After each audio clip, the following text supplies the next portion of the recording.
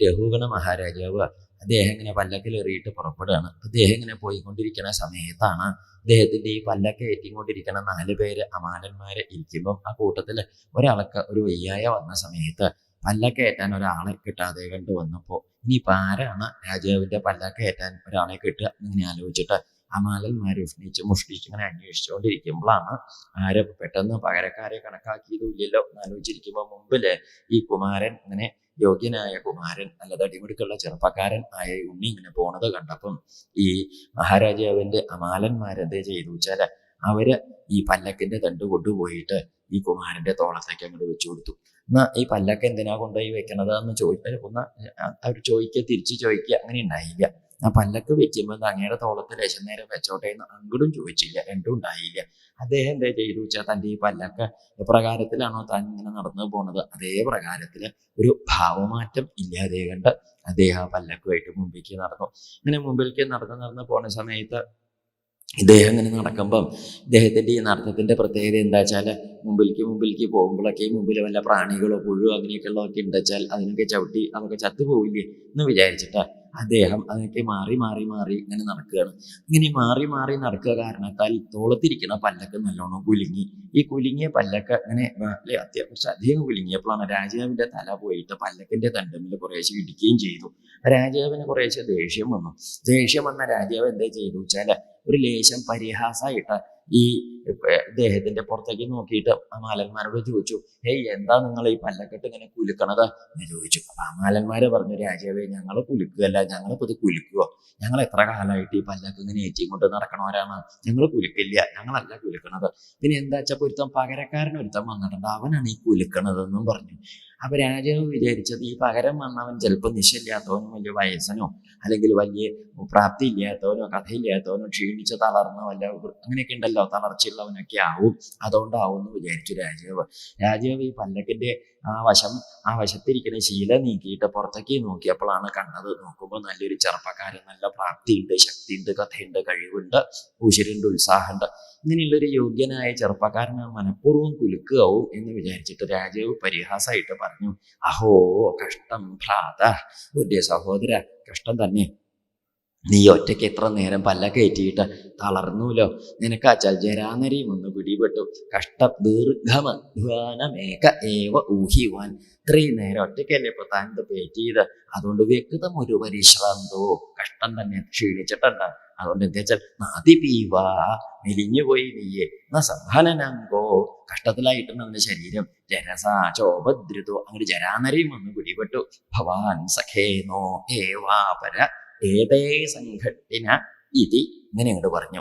അതുകൊണ്ട് നിനക്കങ്ങോട്ട് ക്ഷീണം തെറ്റി. ഇതൊക്കെ വിപരീതമായിട്ടാ പറഞ്ഞത്. നിനക്ക് വാർദ്ധക്യം ഒന്നുമില്ല, പറഞ്ഞ നീ ചെറുപ്പക്കാരനല്ലേ, നിനക്ക് ക്ഷീണം ഒന്നുമില്ല, പറഞ്ഞ ക്ഷീണമൊന്നും ഇല്ലല്ലോ, നല്ല ഉത്സാഹമൊക്കെ കാണാണ്ടല്ലോ, നല്ല യുവാവായിട്ടിരിക്കുന്ന നീ എന്തിനീ പല്ലക്ക് കുലിക്കുന്നു എന്നിങ്ങനെ പരിഹാസമായിട്ട് രാജാവ് വിപരീത സമ്പ്രദായത്തിൽ വിപരീതം തോന്നിക്കാനായിട്ട് പറഞ്ഞപ്പം ഈ കുമാരനൊന്നും മിണ്ടിയില്ല, അതിന് മറുപടിയായിട്ടൊന്നും മിണ്ടിയില്ല. അദ്ദേഹം എന്ത് ചെയ്തു?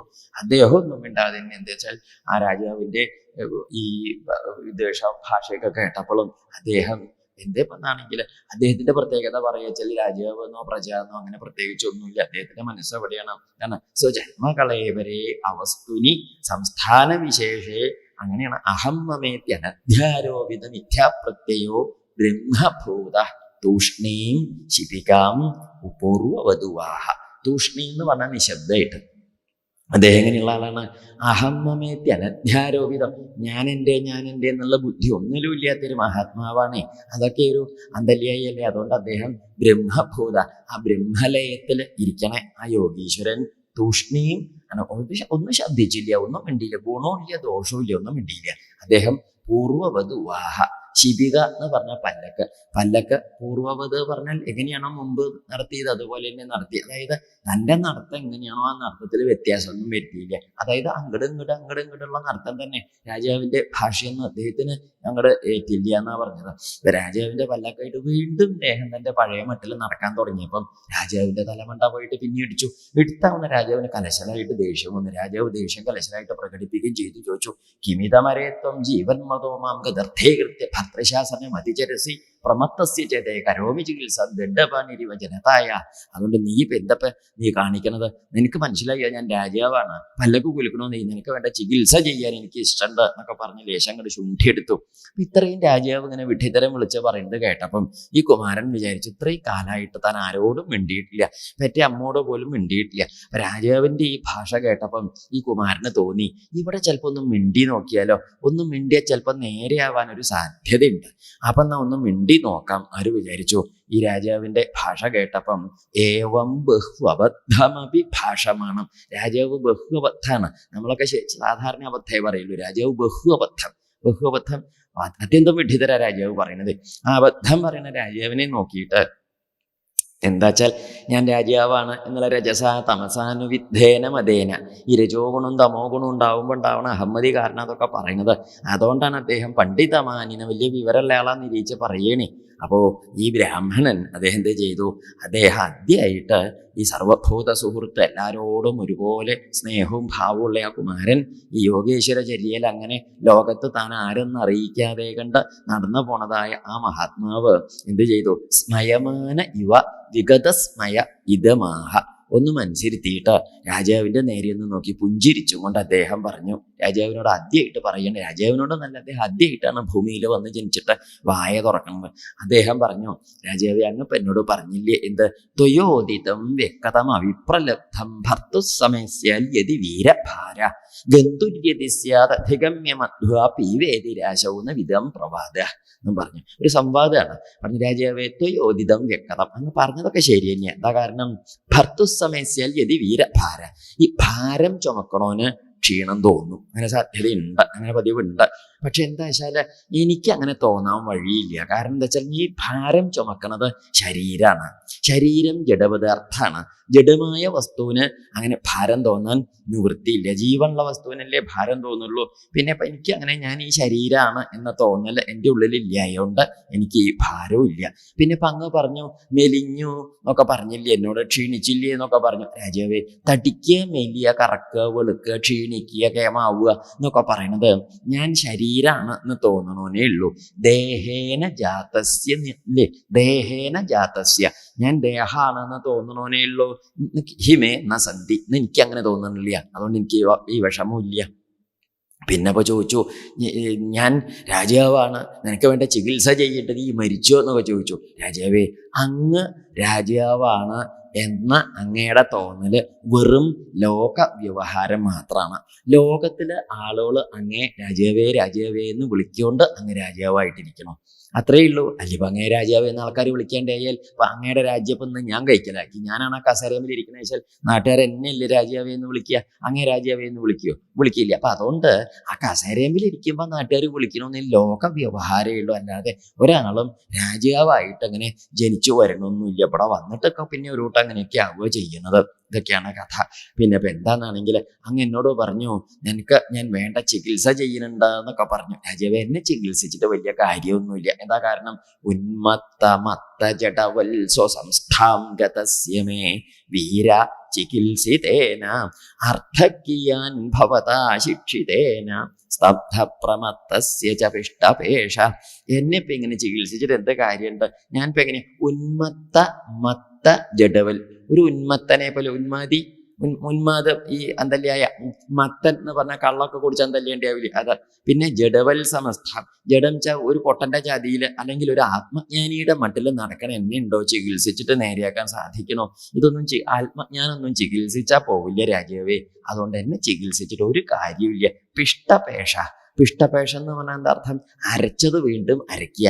അരച്ചത് പിന്നെ അരച്ചിട്ട് വല്ല കാര്യമുണ്ട്? അത് അരയില്ല. എന്താണ്? അത് നിഷ്ഫലായ പ്രവൃത്തിയാണ്. അതുപോലെയാണ് അങ്ങയുടെ പ്രവൃത്തി എന്നും പറഞ്ഞു. അപ്പം ഈ കുമാരൻ ഇത്രയും വർത്തമാനം പറഞ്ഞപ്പം രാജാവ് എന്തേ ചെയ്തു വെച്ചാൽ, രാജാവിന് ഈ മഹർഷി കുമാരൻ പറഞ്ഞതൊന്നും മനസ്സിലായില്ല. അത്രയ്ക്കൊന്നും വിവരം രാജാവിനില്ല. നമ്മളിപ്പോൾ ഒരാൾ പറയുന്നത് മനസ്സിലാക്കണമെങ്കിലും കേൾക്കണമെങ്കിൽ ലേശമൊക്കെ വിവരം വേണം, എന്നാലേ പറഞ്ഞത് മനസ്സിലാവുള്ളൂ. ഇല്ല, ഒന്നും മനസ്സിലാവില്ല. രാജാവിൻ്റെ ഭാഷയൊന്നും ഈ കുമാരൻ പറഞ്ഞതൊന്നും രാജാവിന് മനസ്സിലായില്ല. അപ്പം രാജാവ് എന്തേ ചെയ്തു വെച്ചാൽ, ഇതിങ്ങോട്ട് കേട്ടപ്പം ഏതാവത് അനുവാദ പരിഭാഷയ പ്രത്യുദീര്യ മുനിവര ഉപശമശീല ഉപരത അനാത്മ്യനിമിത്ത ഉപഭോഗേന കർമാരബ്ധം വ്യപനയൻ രാജയാനമപി തഥോ വാഹ.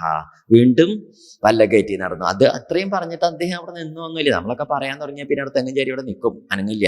ഇത് തന്റെ കർത്തവ്യം നടത്തിക്കൊണ്ട് അങ്ങനെ നടക്കുക ഉണ്ടായേ. അപ്പോഴാണോ അപ്പൊ എന്തുണ്ടായി? സജാബി പാണ്ഡവേയ എന്ത് സിന്ധു സൗവീരപതി. നോക്കൂ, ആ സിന്ധു സുവീര മഹാരാജാവ് രഘുഗണൻ അദ്ദേഹത്തെ ചില തത്വജിജ്ഞാസായം അദ്ദേഹത്തിന് ഈ തത്വജിജ്ഞാസിക്കേണ്ട അറിയണമെന്ന് മോഹമൊക്കെയുള്ള സമ്യക് ശ്രദ്ധയാധികൃതാധികാരസ്ഥൽ ഹൃദയഗ്രന്ഥിമോചനം ദ്വിജവച ആശ്രുത്യ ബഹുയോഗ ഗ്രന്ഥസമ്മതം ത്വരയാവരുഹ്യ ശിരസാ പാദമൂലമുപസൃത ക്ഷമാപയൻ വിഗത നിർവദേവസ്മയ ഉവാച.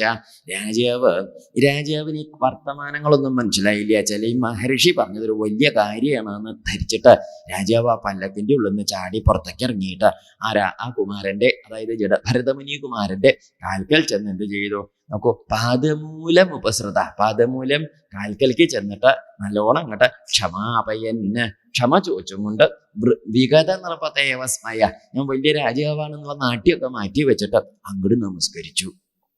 രാജാവ് നമസ്കരിച്ചു, നല്ലോണം നമസ്കരിച്ച് തൊഴുതിട്ട് ഈ കുമാരനോട് ചോദിച്ചു, ഹേ മഹാനുഭാവ, കസ്ത്വം അങ്ങ് ആരാ?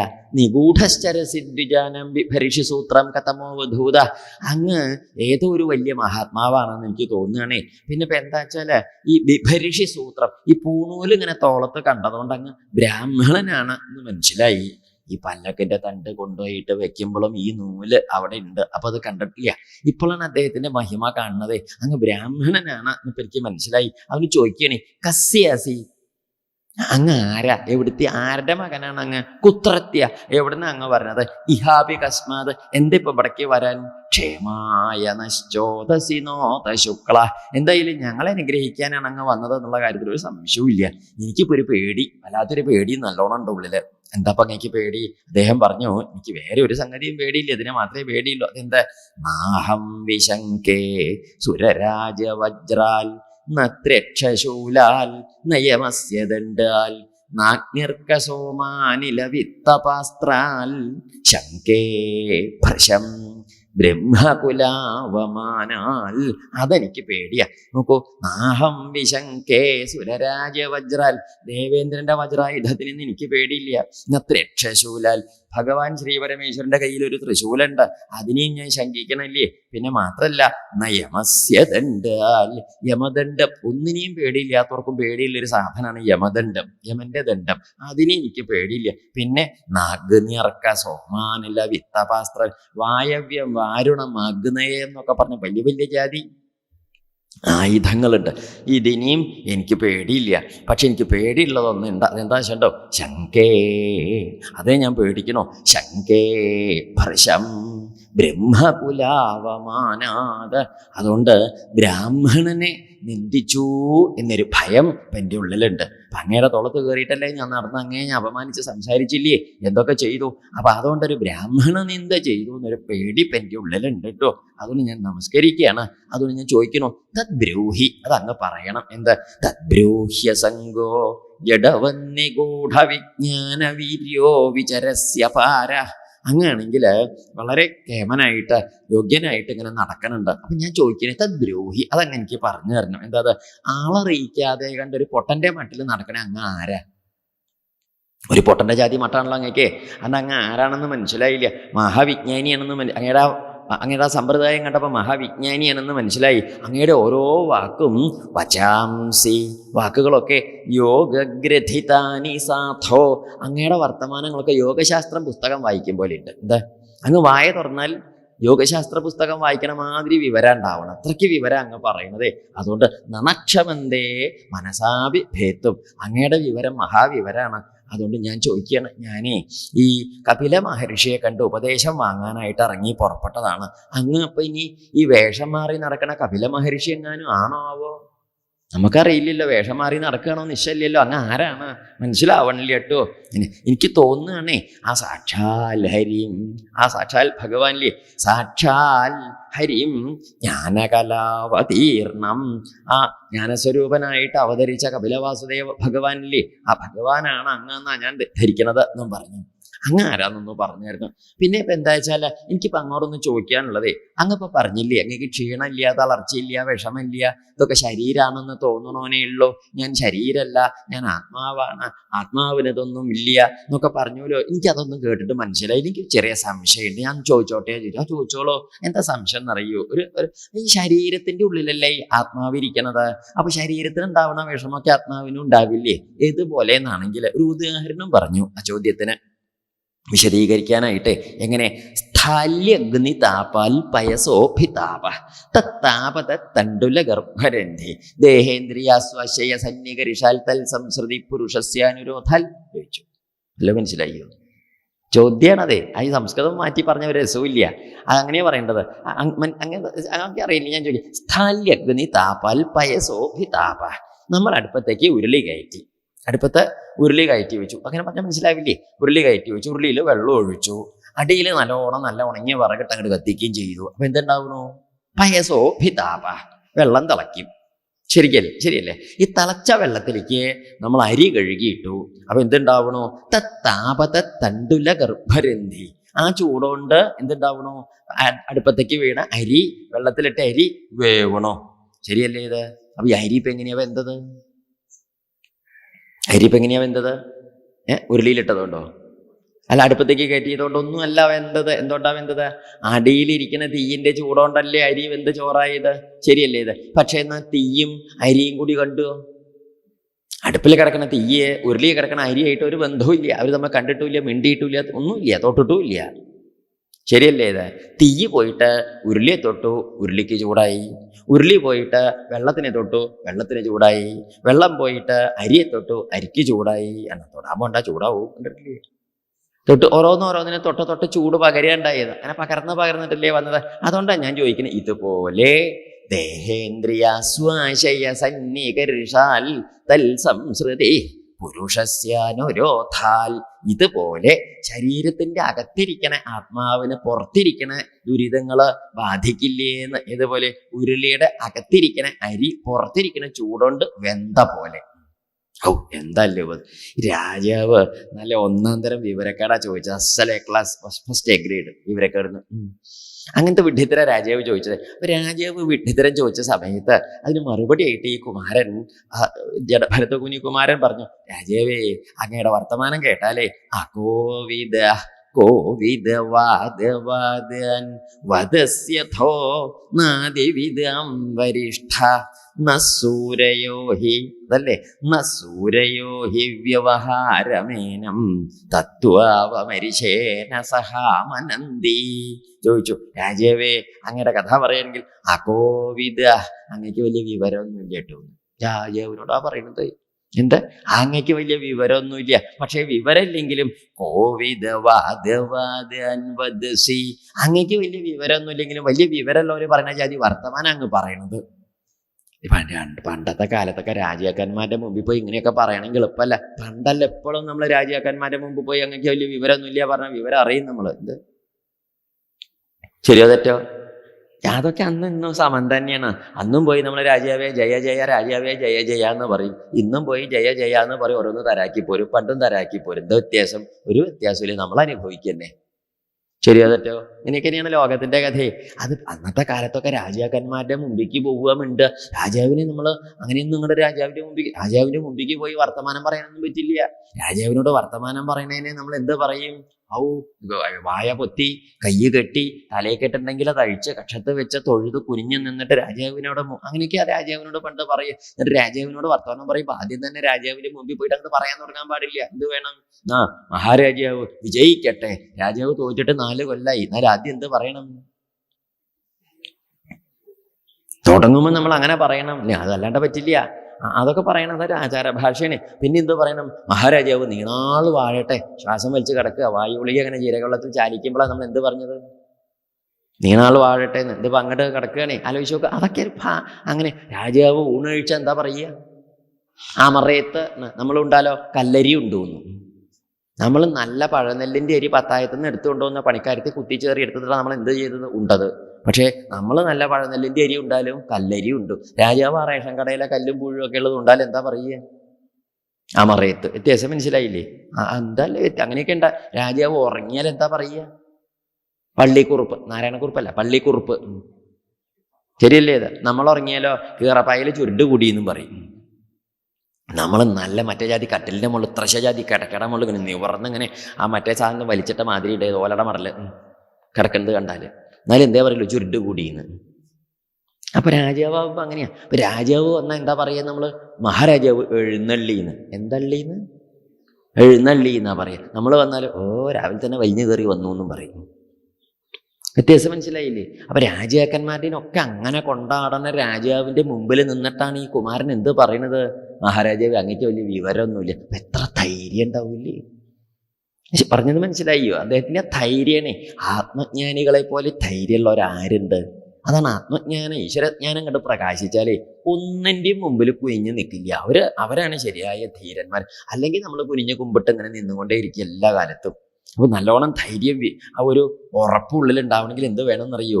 ഭഗവാനെ ഉറപ്പിക്കണം. ആ ഭഗവാനെ ഉറപ്പിച്ച മഹാത്മാവിന്റെ കഥയാ പറയുന്നത്. എന്നിട്ട് പറഞ്ഞു, രാജാവേ അങ്ങക്ക് വലിയ വിവരമൊന്നുമില്ല, പക്ഷെ വിവരമുള്ളവര് പറയുന്നത് അങ്ങ് പറയുന്നത് ഞാൻ ചോദിക്കട്ടെ. നസൂരയോഹി വ്യവഹാരമേനം തത്വാവമരിശേന സഹാമനന്തി. വിവരമുള്ളവരാരെങ്കിലും പറയോ രാജാവേ കണ്ടതൊക്കെ സത്യമാണെന്ന്? ഞാൻ അങ്ങോട്ടോ പറയാം. തഥൈവ രാജന്. രാജാവേ അങ്ങ് എന്ത് മനസ്സിലാക്കണം? ഉരുഗാർഹമേധവിതാന വിദ്യോരു വിജൃംഭിതേഷു നവേദവാദേഷു ഹി തത്വവാദ പ്രായേണ ശുദ്ധോന്നു ചകാസ്തി സാധു. അങ്ങ് എന്താ മനസ്സിലാക്കിയത്? ഈ ആത്മാവ് ശരീരത്തിന്റെ അകത്തിരിക്കുന്നത് എങ്ങനെയെന്നാ അങ്ങ് മനസ്സിലാക്കിയത്? ഭരണിയില് ശർക്കര ഇരിക്കണ മാതിരി, കുപ്പിയില് വെളിച്ചെണ്ണ ഇരിക്കണ മാതിരി, തീപ്പെട്ടിയില് കൊള്ളി ഇരിക്കണ മാതിരി, പത്തായത്തില് നെല്ലിരിക്കണ മാതിരി ആണെന്നാണോ വിചാരിച്ചത്? അങ്ങനെയൊന്നുമല്ല. ശരിയല്ലേ? ഇതൊക്കെ ഭരണിയില് നമ്മൾ ശർക്കര ഉപ്പൊക്കെ വെച്ചാൽ എങ്ങനെയുണ്ടാവും? ഭരണി കുലുക്കിയാൽ ആരും കുലുങ്ങും? അകത്തിരിക്കണ ശർക്കരയും എന്താ വെച്ചാൽ അത് കുലുങ്ങില്ലേ? വെളിച്ചെണ്ണയുടെ കുപ്പിയിലെ ഉള്ളിൽ, കുപ്പിയുടെ ഉള്ളിൽ വെളിച്ചെണ്ണ ഇരിക്കുമ്പോൾ കുപ്പി കുലുക്കിയാൽ വെളിച്ചെണ്ണയും കുലുങ്ങും. തീപ്പട്ടിയുടെ ഉള്ളിൽ കൊള്ളി ഇരിക്കുമ്പോൾ തീപ്പട്ടി കുലുങ്ങിയാൽ കൊള്ളിയും കുലുങ്ങും. അപ്പം അങ്ങനെയുള്ള അപ്പോൾ പുറത്തിരിക്കണ ചലനങ്ങളും വ്യത്യാസങ്ങളും ഒക്കെ അകത്തിരിക്കണതിനെ ബാധിക്കണമെന്നല്ല. അങ്ങനെയല്ല ഇരിക്കണതേ. ഇപ്പൊ പത്തായത്തിൽ നെല്ലിരിക്കും പോലെ, കുപ്പിയിൽ വെളിച്ചെണ്ണ ഇരിക്കും പോലെ, തീപ്പട്ടിയിൽ കൊള്ളി ഇരിക്കും പോലെ അല്ലേ ആത്മാവ് ഓരോന്നിന്റെ ഉള്ളിലിരിക്കുന്നത്? പിന്നെ എങ്ങനെ ഇരിക്കണത്? മാലയില അല്ലേ സ്വർണം ഇരിക്കും പോലെ. എന്തുപോലെ? മാലയിലെ സ്വർണം എവിടെ ഇരിക്കണത്? വടക്കേ ഭാഗത്ത്, പടിഞ്ഞാറേ ഭാഗത്ത് ആണോ? മാലയിൽ സ്വർണം എവിടെ ഇരിക്കണത്? ഈ വിളക്കില് ഓട എവിടെ ഇരിക്കണത്? വിളക്കിലല്ലേ ഈ ഓടാണ്. ഓടന്നെയാണ് എന്ത്? വിളക്ക്. ഓടില്ലാത്തൊരു സ്ഥലം വിളക്കുമല്ല. എന്താണ്? ഓടില്ലാത്ത സ്ഥലം വിളക്കാവില്ലല്ലോ. ഓടുള്ള സ്ഥലമൊക്കെ വിളക്കാണ്. ശരിയല്ല? അപ്പൊ വിളക്കിൽ ഓടിയിരിക്കണോ പറഞ്ഞ അർത്ഥം എന്താ? ആ വിളക്കില് സർവത്ര സ്വരൂപേണ എന്നെങ്ങനെയാണ്? സ്വരൂപമായിട്ട് വ്യാപിച്ചിരിക്കുകയാണ് എന്താ? ഈ പറയുന്നതായ ഓടെ. അതുപോലെ ആത്മാവ് എന്ന് പറയുന്നത് ഒരു ദിക്കിൽ കുപ്പിയിലൊരു മൂലയിൽ ഇരിക്കണതല്ല. ആത്മാവ് തന്നെയാണ് പ്രപഞ്ച ആത്മേവേദം സർവ്വം എന്നൊക്കെ കേട്ടിട്ടില്ലേ? അതുകൊണ്ട് ഈ തത്വം അങ്ങൊരു കാര്യം മനസ്സിലാക്കൂ. എന്തേ വേണ്ടു വെച്ചാൽ അങ്ങനെ വിചാരിക്കുകയാണേ. എന്തപ്പം അങ്ങനെയൊരു തോന്നലുണ്ട്, ഞാൻ രാജാവാണ് എന്നിങ്ങനെ തോന്നുകയാണേ. എന്താ അങ്ങയുടെ രാജപദവിയൊന്നും ഇല്ല. രാജാവ് എന്നൊക്കെ അങ്ങനോട് പറഞ്ഞില്ലേ? എന്താ അങ്ങേ അധികാരം പ്രയോഗിക്കുന്നു? അതിലൊന്നും കാര്യമില്ല.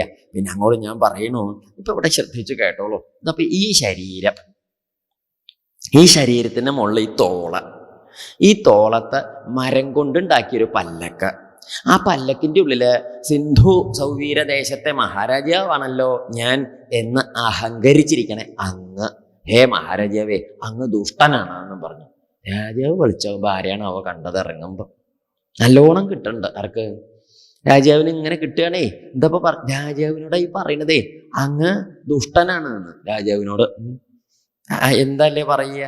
അങ്ങയുടെ വിചാരം അങ്ങ് അഹന്തയുണ്ട് അങ്ങക്ക് എന്നൊക്കെയല്ലേ പറഞ്ഞത്? രാജാവ് ഒന്നും മിണ്ടിയില്ല. അദ്ദേഹം ഇങ്ങനെ ശ്രദ്ധിച്ചിരുന്ന് കേട്ടു.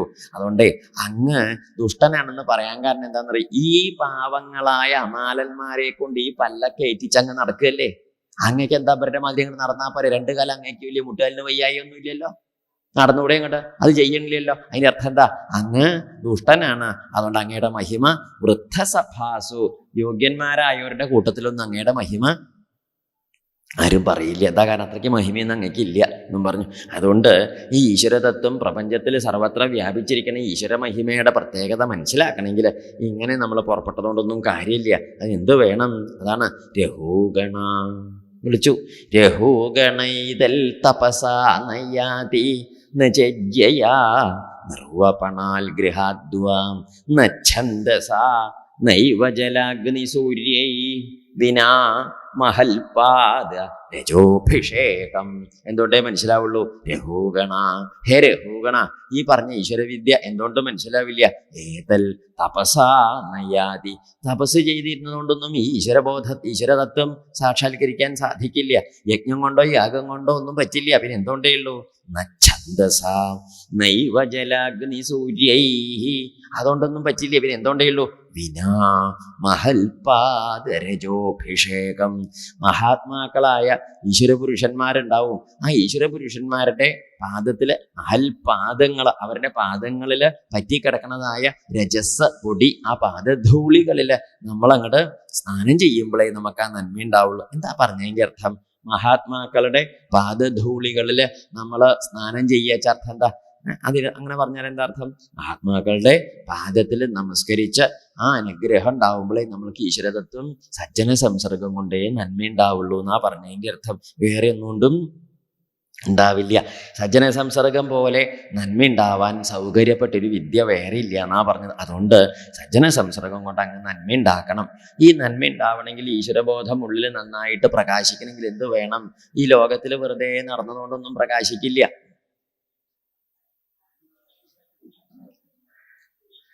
അതിന് വേണ്ടത് സജ്ജനങ്ങളെ ആശ്രയിച്ച് ഭഗവത് ഭാവത്തിലേക്ക് പുറപ്പെടണം. ഈ സജ്ജനങ്ങളെ ആശ്രയിക്കണമെങ്കിലും അതിനനുസരിച്ചൊരു ഈശ്വരീയമായ ഭാവത്തിലേക്ക് പുറപ്പെടണമെങ്കിലും നമ്മൾക്ക് അങ്ങനെ അങ്ങോട്ട് രാവിലെ അങ്ങോട്ട് അങ്ങനെ തുടങ്ങാനൊന്നും പറ്റില്ല. കാരണം എന്താണെന്നറിയൂ? അകത്ത് ഈ വിഷയങ്ങളുടെ വാസന കെട്ടിമറിഞ്ഞ് കിടക്കുമ്പോൾ നമുക്കൊന്നും തോന്നില്ല. വിഷയവാസന പറഞ്ഞാൽ മനസ്സിലാവില്ലേ? നമ്മുടെ ഉള്ളിൽ ഈ ലോക വിഷയങ്ങൾ കുത്തിയും മറിഞ്ഞും കെട്ടിയും മറിഞ്ഞും പറ്റിപ്പിടിച്ചും ഇങ്ങനെ മരണ്ടും കിടക്കുമ്പം എങ്ങനെയായാലും നമ്മൾ ഈ എന്തെങ്കിലുമൊക്കെ എരിശ്ശേരിയോ കാളനൊക്കെ ഉണ്ടാക്കിയിട്ട് പാത്രത്തിൻ്റെ അടിയിൽ പിടിച്ചു കൂട്ടിക്കോളും. ഉരുളിയുടെ അടിയിൽ കുറച്ച് പിടിച്ചു, എന്നിട്ട് ആ ഉരുളി തേക്കാണ്ട് അതിൽ തന്നെ വേറെ എന്തെങ്കിലും ഉണ്ടാക്കിയാൽ അതും എന്താവും? കരിഞ്ഞടിയിൽ പിടിക്കില്ലേ? അതാണ് നമ്മുടെ ഉള്ളിൽ ഈ വിഷയവാസന അടിയിൽ പിടിച്ച് കരിഞ്ഞ് കിടക്കണ്ടേ. അതിലേക്ക് നമ്മൾ ഏത് വാസന കൊണ്ടുപോയി ചെലുത്തിയാലും അതും അതിൽ കിടന്ന് കരിയും, പുകയും, ഒരു പുകയുടെ രുചി ഉണ്ടാവും. ശരിയല്ലേ ഇത്? അതുകൊണ്ട് ആദ്യം എന്ത് വേണം? ആ കരിഞ്ഞു പോയ ഉരുളി നല്ലോണം കരിഞ്ഞതൊക്കെ കളഞ്ഞ് തേച്ച് മെഴുക്കി വെടുപ്പാക്കണം. വെടുപ്പാക്കിയിട്ട് അതേ ശരി. അതുപോലെയാണ് ഹൃദയത്തിൽ ഈ വിഷയവാസന ഇങ്ങനെ ഈ ചക്കരിശ്ശേരി അടിയിൽ പിടിച്ച മാതിരി ഇങ്ങനെ കരിഞ്ഞ് പൊകിഞ്ഞ് കിടക്കേണ്ട വെച്ചാൽ അടിപ്പോത്ത് വൃത്തിയാക്കി വിഷയവാസനകളെ തുടച്ച് വെടുപ്പാക്കിയിട്ട് വേണം എന്തിനു പുറപ്പെടാൻ. അതാണ് ആ വിഷയവാസന കളഞ്ഞ് നേരെയാക്കി എടുക്കാനാണ് ഇവിടെ എന്ത് പറഞ്ഞത്? സജ്ജന സംസർഗം ചെയ്യണം. ഈ സജ്ജന സംസർഗത്തിന്റെ ആ ഒരു നന്മയുണ്ടല്ലോ, ആ നന്മയുണ്ട് വേണം ഭഗവാന്റെ മഹിമ പുറത്തേക്ക്. അതെന്താ വെച്ചാൽ നമുക്ക് ഈ ലോകത്തില് ആസക്തി ഇങ്ങനെ കിടക്കുകയാണ്. നമ്മുടെ വിചാരം എന്താ വെച്ചോ? ഈ ലോകം സുഖാണ് സുഖാണ് സുഖാണ് എന്ന്. അങ്ങനെ നമ്മൾ എന്ത് ചെയ്യണു? ഇവിടെ ഇങ്ങനെ അള്ളി പിടിച്ച് കിടക്കുകയാണ്. സുഖലോകത്തിൽ എന്ത് സുഖമുണ്ട്? നമ്മുടെ വിചാരം അങ്ങനെയാണ്. എത്ര കേട്ടാലും കണ്ടാലും തൊട്ടാലും അറിഞ്ഞാലും പഠിക്കൂല. നായ വെള്ളം കുടിക്കണ മാതിരിയാ. നായ എങ്ങനെയാണ് വെള്ളം കുടിക്കുക? നായ ഇങ്ങോട്ട് വന്നപ്പോൾ ആ വലിയ പാത്രത്തിൽ ഇങ്ങനെ പ്രശ വെള്ളം, കഞ്ഞിയുടെ വെള്ളം, അരി വാർത്ത വെള്ളം കിടക്കണം. അപ്പം നായ എന്താ ചെയ്തു വെച്ചാൽ ആ വെള്ളം മുഴുവൻ അങ്ങോട്ട് കുടിച്ചു. എന്തിനാണെന്നറിയോ? അതിൻ്റെ അടിയിൽ ചിലപ്പോൾ ചോറോ എങ്ങാനും ഉണ്ടെങ്കിലോ എന്നാൽ അത് അങ്ങോട്ട് കഴിക്കാലോ വെച്ചിട്ട് ആ വെള്ളം മുഴുവൻ കുടിച്ചു. ആ വലിയൊരു ചെമ്പ് നിറയുള്ള കഞ്ഞിയുടെ വെള്ളം മുഴുവൻ ആരും മൂന്തി, നായ മൂന്തി. നോക്കുമ്പം അടിയിൽ ഒരു വറ്റ് പോലും ഇല്ല. ഓ, അരി വാർത്താനൊന്ന് കാണണം. അല്ലാത്ത ജാതി അരിപ്പെങ്ങാനും വെച്ച് വാർത്ത മാതിരി ഒരു ലെവലേശം അതിലില്ലേ. പാവം, അത് കഷ്ടായിപ്പോയി. അത്രയും വെള്ളം മൂന്തിയത് എന്തിനാണെന്നറിയോ? എൻ്റെ അടിയിലൊരു ലേശം. അപ്പം അത് കഴിഞ്ഞു, അതിലൊന്നുമില്ല. അപ്പം അപ്പുറത്തെ പാത്രത്തിൽ അതാ വേറെ വെള്ളം കാണും. അപ്പം നായ നിരീച്ച അതിലെന്തായാലും എന്നിട്ട് ആ ചെമ്പിലത്തെ വെള്ളം ഇങ്ങനെ മൂന്ത്, അതിൻ്റെ അടിയിലും ഒന്നുമില്ല. ഇങ്ങനെ അതിൽ സുഖമുണ്ട്, ഇതിൽ സുഖമുണ്ട്, ഇതിൽ നിരീച്ച് ഇങ്ങനെ ഈ നായ വെള്ളം മോന്തണ മാതിരി മോന്തി ഇത് ഉരിതങ്ങനെ മോന്തി കുടിക്കുകയാണ് ആര്? ലോകര്. ശരിയല്ലേ ഇത്? ഇങ്ങനെയാണ് ലോകത്തിൻ്റെ ഒരു കഥ. അതുകൊണ്ടാണ് പറഞ്ഞത് ലോകത്തിൽ വലിയ സുഖമൊന്നുമില്ല. നമുക്കിങ്ങനെ ഓരോ സമയത്ത് തോന്നലാണ് സുഖം അല്ലേ? ഇപ്പം ഈ ധനു മകരമാസത്തിൽ വെളിച്ചാവുമ്പോൾ കുറേശ്ശെ ചൂട് ഇങ്ങനെ വന്നാൽ നമുക്ക് നല്ല സുഖമാണ്. ഈ ധനു മകരമാസത്തിലെ കുറേശ്ശെ ചൂടൊക്കെ ഉണ്ടെങ്കിൽ നമുക്ക് കുറേശ്ശെ ഒരു സുഖം തോന്നും. ഇതേ ചൂട് ഇപ്പം നമുക്ക് തന്ന ഈ ധനുമാസത്തിൽ വെളിച്ചാവുമ്പോൾ തന്നെ ചൂടിൻ്റെ അതേ അളവ് ചൂട് മീനമാസത്തിൽ, ഈ മേടമാസത്തിൽ നമ്മൾ നട്ടുച്ചയ്ക്ക് നമുക്ക് തന്നാലോ? നമ്മുടെ ധനുമാസത്തിൽ രാവിലെ സുഖിപ്പിച്ച അതേ ചൂടിനെ ധനുമാസത്തിൽ നിന്ന് പോയിട്ട് മേടമാസത്തിലോ അല്ലെങ്കിൽ മീനമാസത്തിലോ ഉച്ചയ്ക്ക് നമുക്ക് കൊണ്ടുവന്ന് തന്നാൽ നമുക്ക് സുഖാവുക ഉണ്ടാവുക, ദുഃഖാവുക ഉണ്ടാവുക? ദുഃഖാണ്. അപ്പൊ ചൂട് സുഖാണോ? ദുഃഖാണോ? അല്ല. ആ മീനമാസത്തിലോ നട്ടുച്ചയ്ക്ക് നമ്മളെ സുഖിപ്പിച്ച അതേ തണുപ്പ് ഈ ധനുമാസത്തിലോ മകരമാസത്തിലോ രാവിലെ കൊണ്ടുവന്ന് തന്നാലോ സുഖാവോ? ഇല്ലേ, ദുഃഖേ ആവുള്ളൂ. അപ്പം തണുപ്പ് സുഖാണോ? അല്ല. ദുഃഖാണോ? അല്ല. ഇങ്ങനെ ഓരോന്നൊക്കെ ഊണഴിക്കൽ കഴിഞ്ഞിട്ട് ആലോചിച്ചോളൂ, അപ്പോൾ ഒരു വിവരം കിട്ടും. ഒന്നും സുഖമല്ല ദുഃഖമല്ലേ.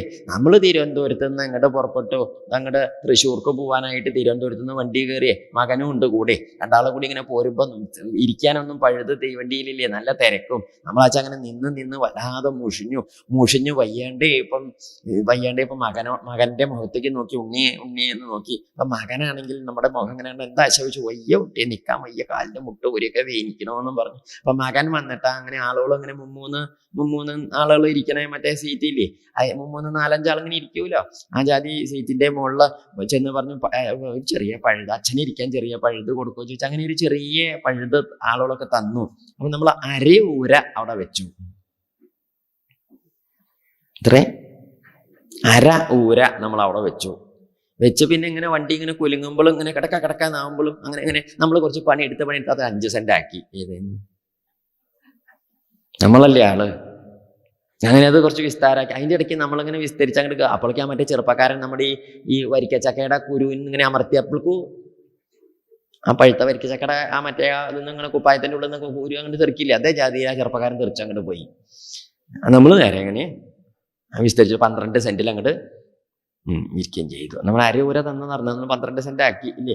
ആവട്ടെ, അങ്ങനെ ഇരുന്നു. അങ്ങനെ നമ്മൾ തിരുവനന്തപുരത്ത് നിന്ന് അങ്ങനെ ഏതാണ്ട് കഴക്കൂട്ടത്തിൽ നിന്ന് ഇരുന്ന് തുടങ്ങിയത്. ഇരുന്ന് ഏതാണ്ട് കുറേ പോന്ന് ഇങ്ങനെ കോട്ടയത്ത് എത്തിയപ്പോഴേക്ക് കാലിന്റെ മുട്ടിങ്ങിട്ട് ഇരുന്നിട്ടെ ഊരിയും കാലിന്റെ മുട്ടങ്ങോട്ട് കുറേ നേരമായില്ലേ ഒരേ ജാതി ഇരിപ്പ്, തീരെ ഇങ്ങോട്ട് വയ്യണ്ടേ. അപ്പൊ നമ്മൾ മകനെ നോക്കി, എന്ത് വയ്യാന്ന്.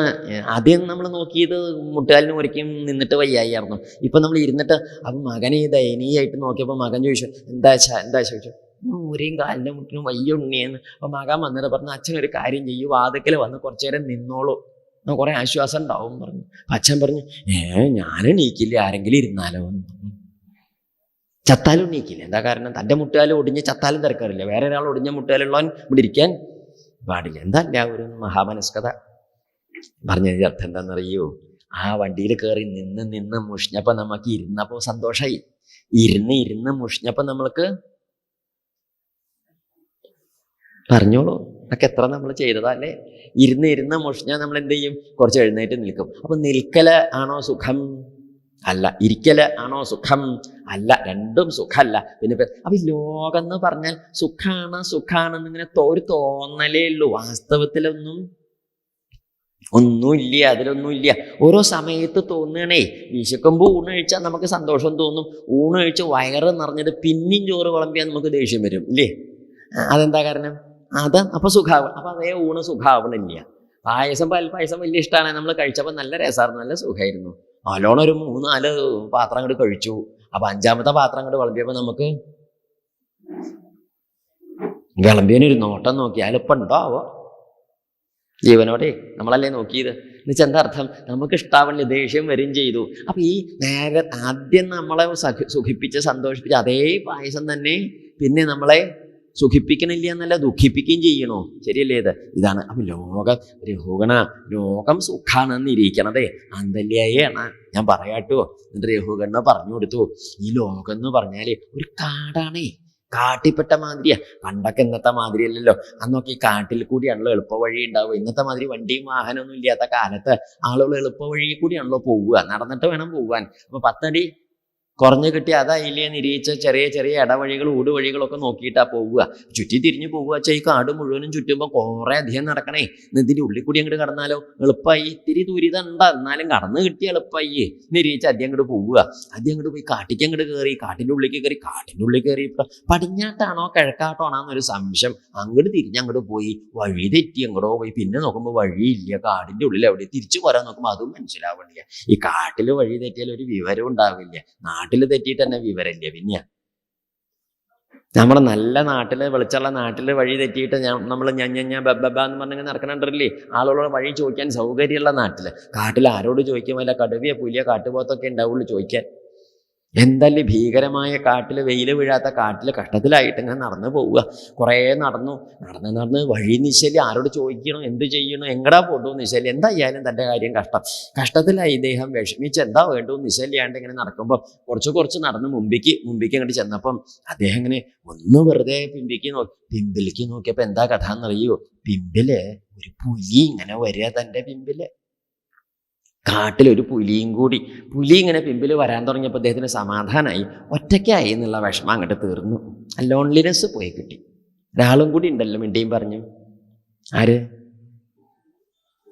എങ്ങനെ ഉണ്ടാവും ആ യാത്ര? പക്ഷെ ആലോചിച്ച് നോക്കൂ. ഒരു അപ്പോഴേക്കും ഒന്നും കൂടി എന്താ വേവലാതി കൂടി കലശലായിട്ടാ. എന്താ വേണ്ട നിശല്ലാണ്ട് ഇങ്ങനെ വിഷമിച്ചിട്ടാ, കഷ്ടത്തിലായിട്ടാ. ഇനിയിപ്പോൾ എന്ത് ചെയ്യും?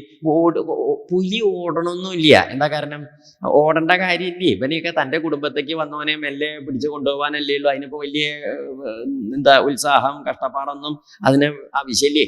ഇദ്ദേഹം എന്താ ചെയ്തു വെച്ചാൽ മെല്ലെ ഇങ്ങനെ പുലി ഇങ്ങനെ പിമ്പിൽ മെല്ലെ നടന്നു വരുമ്പോഴും ആ വെപ്രാളം കലശലാണ്. കാരണം എന്താ വെച്ചാൽ പുലി ഇപ്പം തന്നെ പിടിക്കാൻ തന്നെയാണ് വരുന്നത്. വേറെ ഇപ്പം എന്തായാലും വർത്തമാനം ചോദിക്കാനൊന്നും അവരിൽ പുലി വരുന്നത്. അദ്ദേഹം എന്താ ചെയ്തു വെച്ചാൽ അവിടെ നിന്ന് അങ്ങനെ നടന്നു. ഇനിയിപ്പോൾ ഓടിയിട്ട് കാര്യമില്ല. ഓടിയ പുലി നമ്മളെക്കാൾ വേഗത്തിൽ ഓടും. മരത്തിൻ്റെ മുകളിലേക്ക് കയറിയിട്ടും വലിയ കാര്യമൊന്നുമില്ല. പുലി നമ്മളെക്കാൾ ആദ്യം മരത്തിലേക്ക് കയറും. നമ്മളെ വേണമെങ്കിൽ നമ്മളെയും കൂടി തോളത്തേറ്റി കയറും പുലി. അങ്ങനെ ഉണ്ടല്ലേ. പുലിയുടെ ഇരട്ടി ഭാരമുള്ളതും തോളത്തേറ്റിയിട്ടാണ് കയറുക. നമ്മളെ ഇരട്ടി ഭാരമുള്ളതും ഇങ്ങനെ കിണ്ണത്തിൽ വിളമ്പിയാൽ പറ്റും. അല്ലാത്തതൊന്നും നമുക്ക് ഒന്നും ചെയ്യാൻ പറ്റില്ല. ശരിയല്ലേ? ഇതല്ല. ഇത് നോക്ക്, പുലി അപ്പം മരത്തമ്മയ്ക്ക് കയറിയിട്ട് കാര്യമില്ല. പിന്നെ ഇപ്പോൾ വല്ല ഗുഹയുടെ ഉള്ളിലേക്ക് മാളത്തേക്ക് പോയിട്ടുണ്ടോ വല്ല കാര്യം? അതിൻ്റെ ഉള്ളിലേക്ക് നമ്മളിങ്ങനെ കുനിഞ്ഞുമുണ്ടിൻ്റെ വക്കൊക്കെ പിടിച്ച് കുപ്പായൊക്കെ നേരിയൊക്കെ അതിൻ്റെ ഉള്ളിലേക്ക് കയറി വരുമ്പോഴേക്ക് പുലി അതിൻ്റെ ഉള്ളിൽ പോയിട്ട് വിളക്കും താലൊക്കെ ആയിട്ട് വരുന്നുണ്ടാവും നമ്മളെ കൂട്ടി കൊണ്ടുപോകാൻ. എന്തല്ലേ കഥ! ഒരു നിവൃത്തിയില്ല, രക്ഷയ്ക്കൊരു വിദ്യയില്ലല്ലോ എന്ന് ആലോചിച്ചിട്ട് വിഷമിച്ച് അദ്ദേഹം ഇങ്ങനെ ചിന്തിച്ചു. അപ്പോൾ അദ്ദേഹത്തിന് തോന്നി, അല്ല, ബുദ്ധി ഉപയോഗിക്കുക. എന്താ ബുദ്ധി? അത് പിന്നെ കുറേ ഉണ്ടേ. ബുദ്ധി. അപ്പം അത് ഉപയോഗിക്കുക. എന്ത് ചെയ്യാം?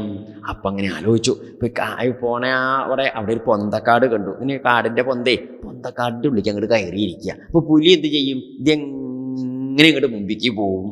പുലി അങ്ങോട്ട് മുമ്പിക്ക് പോയാൽ നമുക്ക് എന്ത് ചെയ്യാം? പിന്നാക്കെ നടന്നു പോവുക. അപ്പോൾ പുലിക്കും വഴി തെറ്റും, നമ്മളാണെങ്കിലോ രക്ഷപ്പെടുകയും ചെയ്യും. ആ ജാതി ബുദ്ധിയൊക്കെ ഉണ്ടായിട്ട് അങ്ങനെയായത്.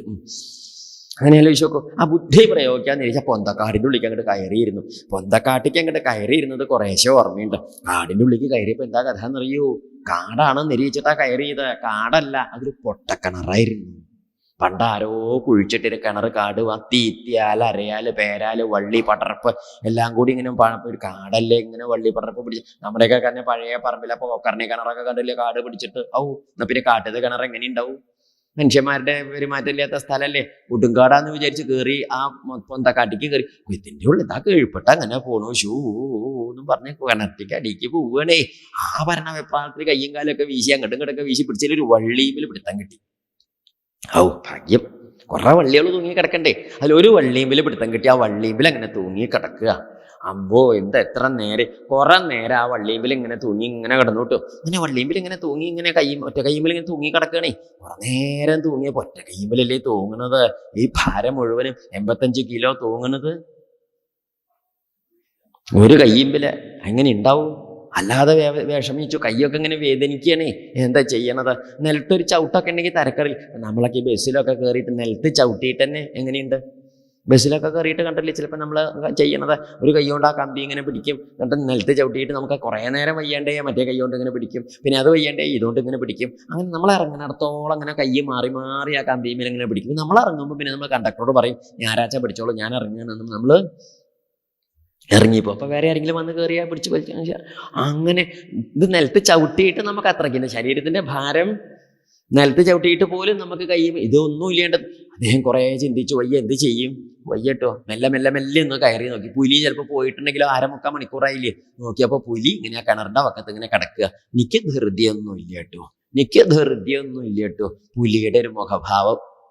ഇത് ചെയ്യും, രക്ഷയില്ല. ഇനിയിപ്പോൾ എന്തായാലും രക്ഷയില്ല. കുറെ നേരം നിന്നു. പിന്നെയും അങ്ങനെ കുറെ നേരം വീണ്ടും ആ വള്ളിയിമ്പിൽ അങ്ങനെ തൂങ്ങി ഒരു 3/4 മണിക്കൂറൊക്കെ കഴിഞ്ഞു. അതിലേറെ നേരം നിന്നു. ഇപ്പോൾ എന്തായാലും ആര് പോയിട്ടുണ്ടാവും? പുലി പോയിട്ടുണ്ടാവും. ഇത്രയൊക്കെ നേരം പുലി നിൽക്കുക ഒക്കെ പോയിട്ടുണ്ടാവും. വീണ്ടും ഒരു 1.5 മണിക്കൂർ തൂങ്ങി നിന്ന് കഷ്ടത്തിലായിട്ടാണെങ്കിലും നിന്നിട്ട് ഒടുക്കം മുകളിലേക്ക് മെല്ലെ മെല്ലെ കയറി നോക്കിയപ്പോൾ പുലി അവിടെ എങ്ങനെ കിടക്കുക. പുലിയുടെ മുഖത്തേക്ക് നോക്കിയാൽ താൻ സാവകാശത്തിൽ വന്നാൽ മതി, എനിക്കിനി ഇന്ന് വൈകുന്നേരം പ്രഭാഷണമൊന്നുമില്ല അവിടെ നിന്ന്. പുലി ഇതിനൊക്കെ പോകുന്നുണ്ടോ? അതിന് പണിയൊന്നും ഇല്ല എന്നാ. വൈകുന്നേരം ഒഴിഞ്ഞ ദിവസം, അങ്ങനത്തെ ദിവസങ്ങൾ കഷ്ടിയാണ്. എല്ലാ ദിവസവും ഓരോന്നും ഉണ്ടാവുമല്ലോ. ഇന്ന് ഒഴിഞ്ഞ ദിവസമാണ്, മെല്ലെ വന്നാൽ മതി എന്നുള്ള മട്ടും. ശിവ തീരുമാനമായി. എന്തായാലും കയറി പോവുക ഉണ്ടാവില്ല. പുലി ഇവിടെ അങ്ങനെ കാവല പോയി. അപ്പൊ അദ്ദേഹം പിന്നെയും കുറേ നേരം അങ്ങനെ വള്ളിയിൽ തൂങ്ങി നിന്നപ്പോൾ അദ്ദേഹത്തിന് എന്ത് തോന്നി? ഇനിയൊരു വിദ്യ ഉണ്ട്, നമുക്ക് ബുദ്ധി ഉണ്ടല്ലോ.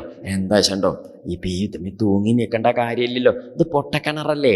അപ്പൊ പൊട്ടക്കിണർ വെള്ളമൊന്നും അധികമല്ലേ, അപ്പുറത്ത് കുറച്ച് ചളിയല്ലോ, അതിന് വലിയ പാറയും മുട്ടിയും കല്ലും ഒക്കെ ഉണ്ട്. അപ്പൊ എന്ത് ചെയ്യാം, നമുക്ക് ആ പാറക്കല്ലിന്റെ മുകളിൽ അവിടെ പോയി അവിടെ ഇരുന്നാൽ മതിയേ. ആ താഴെ ഇറങ്ങിയിട്ട് അവിടെ ഇരുന്നാൽ മതി. കുറെ നേരം അവിടെ ഇരിക്കുമ്പോൾ ഈ കയ്യുമ്പോൾ തൂങ്ങണ വേവലാതി ഇല്ലേ, ഇനി അവിടെ ഇരിക്കുക. എത്ര വേണമെങ്കിലും ഇരിക്കാലോ. പിന്നെ പുലിയച്ച എന്തായാലും കിണറ്റിക്ക് ഇറങ്ങി വരില്ല. അപ്പം കുറെ നേരം ഇരിക്കുമ്പം പുലി മതിയായിട്ട് എന്ത് ചെയ്തോളും, പുലി പോകുമ്പോൾ നമുക്ക് എന്ത് ചെയ്യാം, കയറി പോവാം. നല്ല ബുദ്ധി. അദ്ദേഹം ഇങ്ങനെ ചിന്തിച്ചു, നല്ല സന്തോഷം തോന്നി. അദ്ദേഹം താഴേക്ക് ഇറങ്ങാനായിട്ട് ആ പൊട്ടക്കിണറിന്റെ അടിയിലേക്ക് ഇങ്ങനെ കീഴ്പ്പെട്ട് നോക്കിയതാ.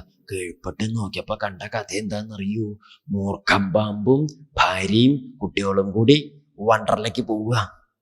സ്കൂള് പൂട്ടിയതല്ലേ, എന്താള് മക്കൾ 5 ആളും ഉണ്ട്. ആ ഇളയ മകൻ LKG, അവൻ മതി ആ പഞ്ചായത്തിലേക്ക്. അച്ഛൻ്റെ അതേ നിറം, അതേ രൂപം, അതേ നോട്ടം, അതേ നിപ്പ് മതിയായി.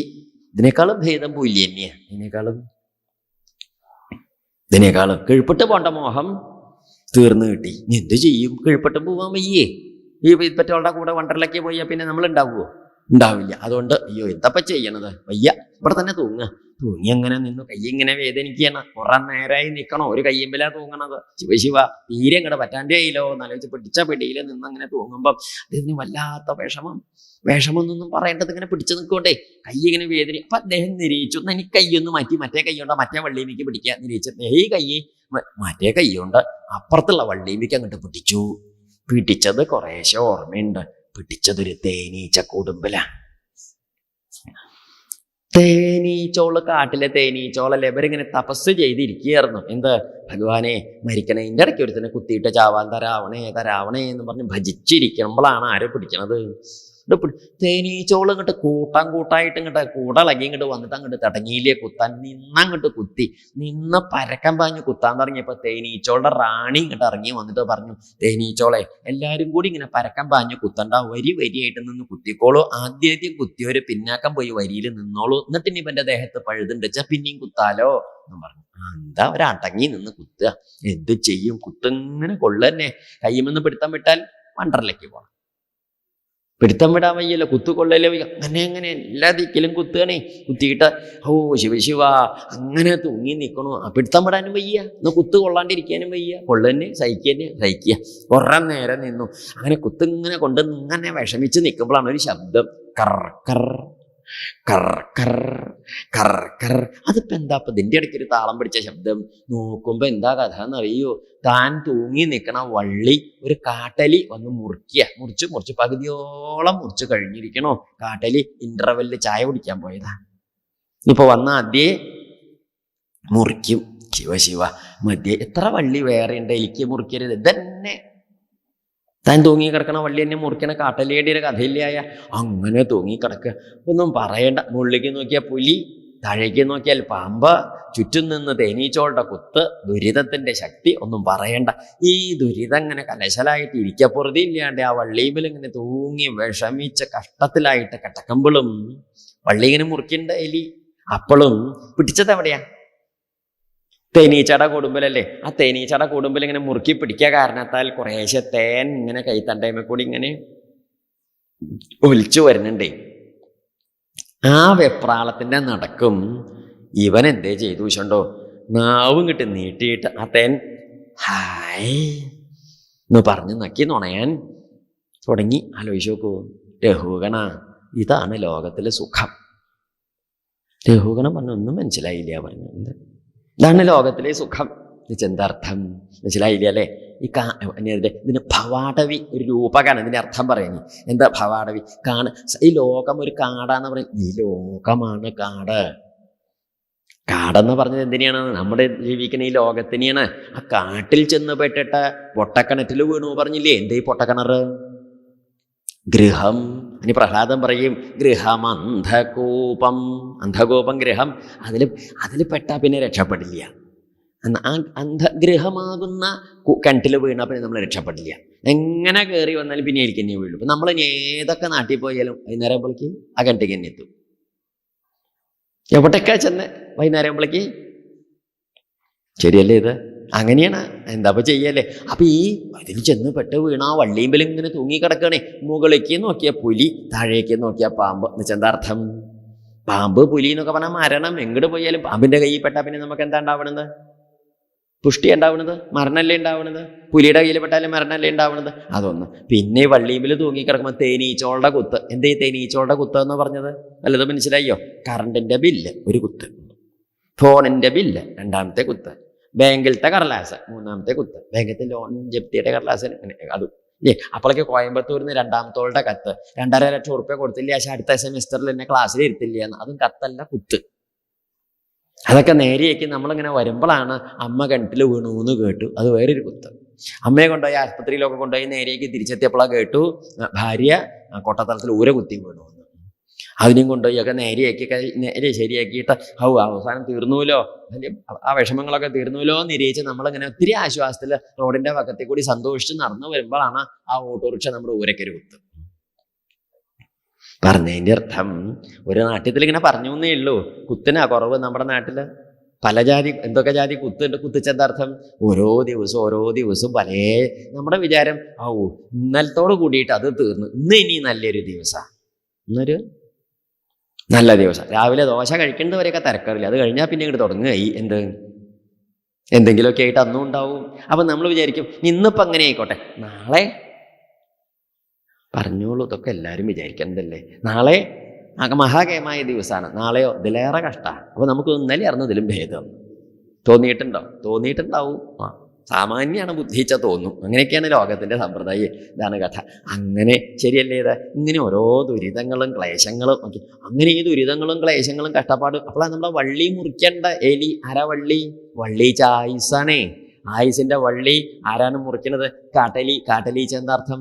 കാട്ടലി എന്ന് പറഞ്ഞാൽ കാലമാകുന്ന കാട്ടലി, ആയുസ്സാകുന്ന വള്ളി മുറിക്കണേ.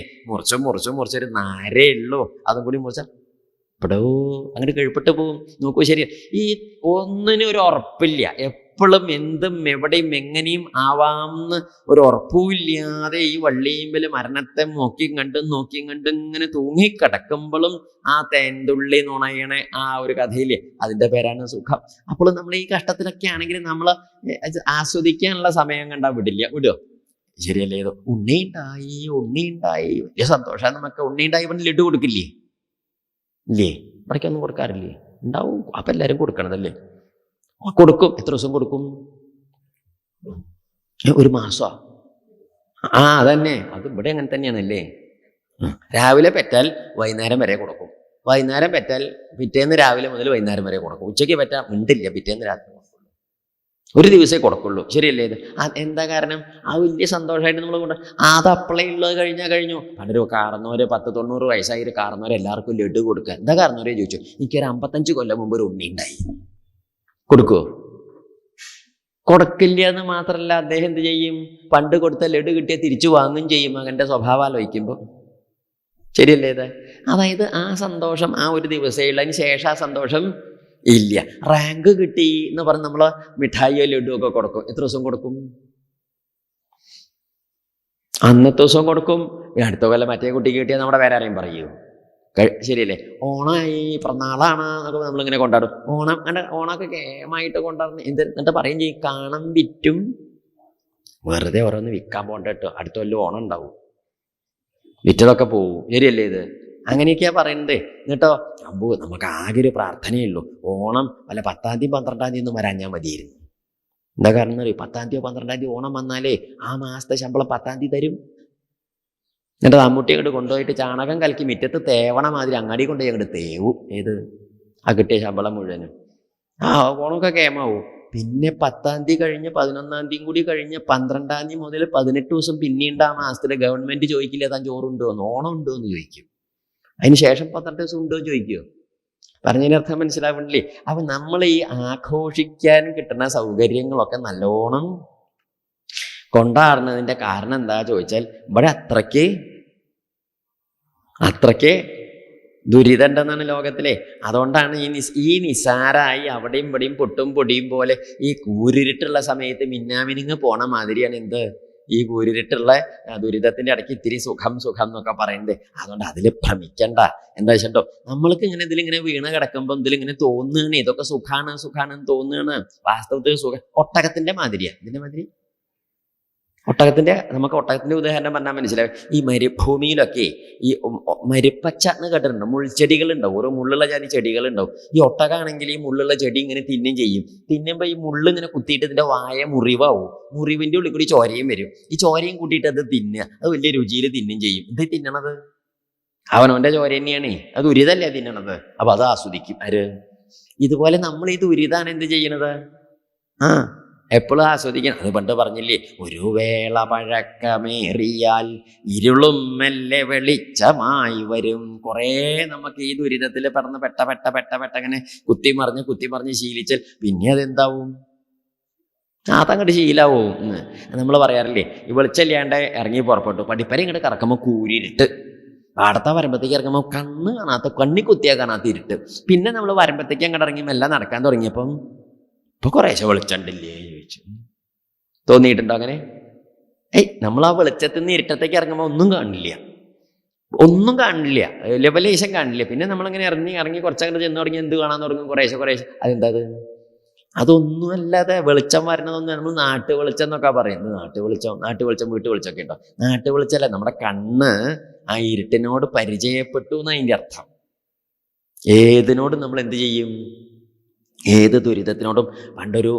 ഒരു പെൺകുട്ടിയെ വിവാഹം ചെയ്ത് കൊണ്ടുപോയി മഹാ കള്ളുകൂടിയാനായിരുന്നു. കല്യാണം കഴിച്ചു കൊണ്ടുപോയി അന്ന് തന്നെ കള്ളുകൂടിയും തല്ലും തുടങ്ങി. നമ്മുടെ നാട്ടിലൊക്കെ പിന്നെ ഒരു മാസം ലീവ് ഉണ്ടാവും, അത് കഴിഞ്ഞിട്ടാണ് തുടങ്ങുക. കഷ്ടി ഒരു മാസം 10 ദിവസമൊക്കെ ചിലപ്പോൾ ഉണ്ടാവാറുണ്ട്. അതിൽ വ്യത്യാസം ഉണ്ടാവും, എന്നാലും കുറച്ച് ദിവസമൊക്കെ ഒരു ആശ്വാസം ഉണ്ട്. ആദ്യത്തെ കുറച്ച് ദിവസം ശരിയല്ലേ? ഇതതില്ല, അന്ന് തന്നെ തുടങ്ങി. അന്ന് തന്നെ കള്ളു കുടിക്കുക അടി തന്നെയുണ്ട്. ജാതി അടിയാണ്. പെൺകുട്ടി ആരോടും പറഞ്ഞില്ല. എന്താവാ ആരും പറയാനും? ആ കുട്ടി ജീവിച്ച എല്ലാവർക്കും ഇങ്ങനെയൊക്കെ തന്നെയാവുന്നു. ആരോടും ചോദിച്ചില്ല. അവനവൻ്റെ കുടുംബത്തിൽ പോകുമ്പോൾ ഈ അടിയുടെ കാര്യമൊന്നും പറയാറില്ല. അപ്പം അമ്മോട് പറഞ്ഞത് മോശമല്ലേ, എല്ലാവർക്കും കിട്ടേണ്ടതാവും ഇത് അടി എന്ന് വിചാരിച്ചു പാവാ പെങ്കടാവ്. അങ്ങനെ കുറെ കാലം കഴിഞ്ഞ് ഒരു ദിവസം എന്താണ്ടായി ചോദിച്ചാൽ ഇതെന്നും കിട്ടും അടി. കല്യാണം കഴിച്ചു വന്ന് അന്ന് തുടങ്ങിയതായി അടി. അങ്ങനെ ഒരു ദിവസം അദ്ദേഹം കള്ള് ലേശം അധികം കുടിച്ചു. അദ്ദേഹം വന്ന് ആ പടിപ്പരയുടെ കടന്ന് മുറ്റത്ത് വന്ന് അവിടെ ഇങ്ങോട്ട് വീണു. എണീക്കാനൊന്നും വയ്യണ്ടേ. അപ്പൊ അച്ഛ അങ്ങനെ കുറെ നേരം നോക്കി നിന്ന് വീണ് കിടക്കുന്ന സാധനം എണീക്കാനില്ല. ഒടുക്കെന്താ ചെയ്തു വെച്ചാൽ തല പൊന്തിക്കണൊക്കെ ഉണ്ട്, എണീക്കാനില്ല. അപ്പൊ അടുത്തേക്ക് ചെന്നിട്ട് ഭർത്താവിനോട് പറഞ്ഞു, അതിങ്ങോട്ട് കിട്ടി ചെക്ക് അങ്ങോട്ട് ഉറങ്ങായിരുന്നു എന്നും പറഞ്ഞു. ഏത് അടിയേ? അപ്പൊ അദ്ദേഹം പറഞ്ഞു തരണം നോക്കിണ്ട്, എണീക്കാൻ പറ്റണില്ല എന്നും പറഞ്ഞു. ഈ അടി എന്ന് പറഞ്ഞത് രസമുള്ള കാര്യമല്ല, പക്ഷെ അത് പതിവായിട്ട് കിട്ടി ശീലായ നമുക്കത് എന്താവും? ജീവിതത്തിന്റെ ഭാഗവും. എല്ലാ ദുരിതങ്ങളും ഇങ്ങനെയാണേ, നമ്മളൊക്കെ അനുഭവിക്കേണ്ട ജീവിതത്തിന്റെ ഭാഗമാണെന്ന് വിചാരിക്കുന്നതൊക്കെ ഇങ്ങനെ ശീലാവുകയാണേ. അതുകൊണ്ട് ലോകം എന്ന് പറഞ്ഞത് സന്തോഷമാണെന്നൊന്നും വിചാരിച്ച് പുറപ്പെടണ്ട. എന്തെങ്കിലുമൊക്കെ ആയിട്ട് രോഗോ ദുരിതോ ക്ലേശോ വിഷമോ എന്തെങ്കിലുമൊക്കെ ഉണ്ടാവും. അപ്പൊ അതുകൊണ്ട് ഈ ലോകത്തിൽ വന്നു പെട്ടാൽ എന്ത് വേണ്ടു? അതാണ് ഭഗവാനെ ഭജിച്ച് മുമ്പിക്ക് പോയിക്കോളൂ. ഇതാണ് കഥ. അങ്ങനെ രഘുഗണനെ അതുകൊണ്ട് ഈ ലോകത്തിൽ ആസക്തി ഉണ്ടാവുമ്പോൾ ഈശ്വര വിചാരത്തിലേക്ക് ചിന്ത ഉണ്ടാവില്ല. മനസ്സിരുത്തിയിട്ട് അങ്ങനെ എന്ത് ചെയ്യണം? ഭഗവാനെ ഭജിച്ചോളൂ. നീ രഘുഗണന് ഉപദേശമൊക്കെ കൊടുത്ത് ഭഗവാൻ ഈ മഹർഷി ഉണ്ടല്ലോ ജഡഭരതമുനി, അദ്ദേഹത്തെ അനുഗ്രഹിച്ചു. ഈ അനുഗ്രഹമൊക്കെ വാങ്ങിയപ്പോൾ ജഡഭരതമുനിയുടെ മുമ്പിൽ തൊഴുത് നമസ്കരിച്ച് അദ്ദേഹം എന്ത് ചെയ്തു? വലിയ സന്തോഷം. എന്താ കാരണം? കപില മഹർഷിയെ കണ്ട് ഉപദേശം വാങ്ങാൻ ഇറങ്ങി പുറപ്പെട്ടു. അപ്പൊ വേറൊരു വലിയ മഹാത്മാവിന്റെ മുമ്പിൽ എത്തിപ്പെട്ടുല്ലോ. അദ്ദേഹത്തെ തൊഴുതിട്ട് പറഞ്ഞു, സന്തോഷം, ഇതിൽ അങ്ങേ കാണാൻ സാധിച്ചുല്ലോ. നമോ മഹദ്ഭ്യോസ്തു നമ ശിശുഭ്യോ നമോ യുവഭ്യോ നമ ആവടുഭ്യാം യേ ബ്രാഹ്മണ ഗാം അവധൂതലിംഗാശ്ചരന്തിദേഭ്യ ശിവമസ്തു രാജ്ഞാം. എല്ലാവർക്കും നമസ്കാരം. ആ ഗുരുനാഥനെ നമസ്കരിച്ചു. അങ്ങനെ ഗുരുനാഥൻ ഈ ജഡഭരതമുനി അദ്ദേഹത്തെ നല്ലോണം നമസ്കരിച്ച് അനുഗ്രഹവും വാങ്ങിയിട്ട് ഇദ്ദേഹം മഹാരാജാവ് അദ്ദേഹത്തിന്റെ കൊട്ടാരത്തേക്കും പോയി. ജഡഭരതമുനി അദ്ദേഹത്തിന്റെ സമ്പ്രദായത്തിൽ പോയി. പറഞ്ഞതിന്റെ അർത്ഥം എന്താ ചോദിച്ചാലേ, നോക്കൂ, നിന്ദിക്കാനാണ് ആര് വന്നത്? അല്ലെങ്കിൽ നിന്ദിച്ചും കൊണ്ടാണ് ഈ രഘുഗണൻ ആരുടെ അടുത്തേക്ക് വന്നത്? ഈ മഹർഷിയുടെ അടുത്തേക്ക് വന്നത്. പക്ഷെ നിന്ദിക്കാനായിട്ട് വന്ന ആ മഹാരാജാവിന് ഇപ്പം എന്തേണ്ടായത്? മഹിമയുണ്ടായത്. പറഞ്ഞതിൻ്റെ അർത്ഥം എന്താണെന്നറിയോ? നിന്ദിക്കാനാണെങ്കിൽ പോലും നമ്മൾ ആശ്രയിക്കുന്നത് മഹാത്മാക്കളെ ആണെങ്കിൽ ആ മഹാത്മാക്കളെ കൊണ്ട് നമുക്ക് എന്തേ ഉണ്ടാവുള്ളൂ? ഗുണേ ഉണ്ടാവുള്ളൂ. നിന്ദിക്കാനാണെങ്കിൽ പോലും ആശ്രയിക്കുന്നത് മഹാത്മാക്കളാണെങ്കിൽ നന്മ ഉണ്ടാവുള്ളൂ എന്നാ പറഞ്ഞത് രഘുഗണന്റെ മാതിരി.